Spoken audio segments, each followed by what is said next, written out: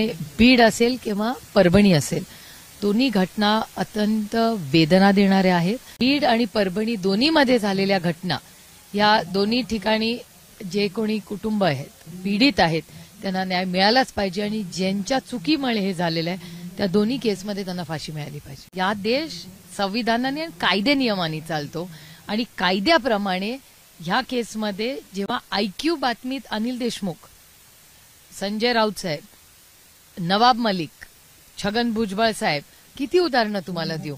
IQ बातमींवर त्यांच्यावर cases झाले. इथे तर प्रूफ आहे.